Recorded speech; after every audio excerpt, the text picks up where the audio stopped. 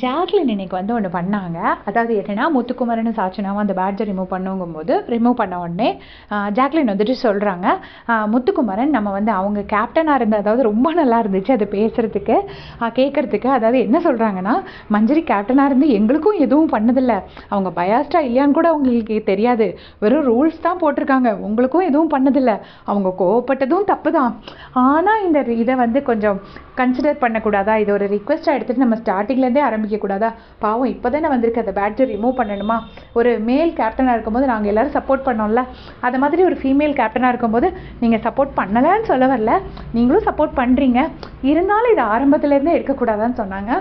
அது வந்து நான் வந்து ஜாக்லினோட கேம் பிளேயை ரொம்ப ரசிச்சிருக்கேன், நிறைய இடத்துல அவங்க பண்ணுறது நல்லா இருந்திருக்கு.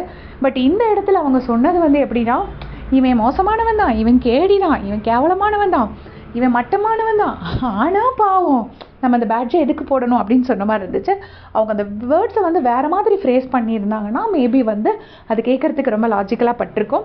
அவங்க அப்படி ஃப்ரேஸ் பண்ணாமல் இந்த மாதிரி சொல்லிவிட்டு முத்துக்குமரன்ட்ட சொன்னோடனே கொஞ்சம் யோசித்து நம்ம ஆரம்பத்துலேருந்து திரும்ப ஃபஸ்ட்லேருந்து தொடங்கக்கூடாதா அப்படின்னு கேட்பாங்க.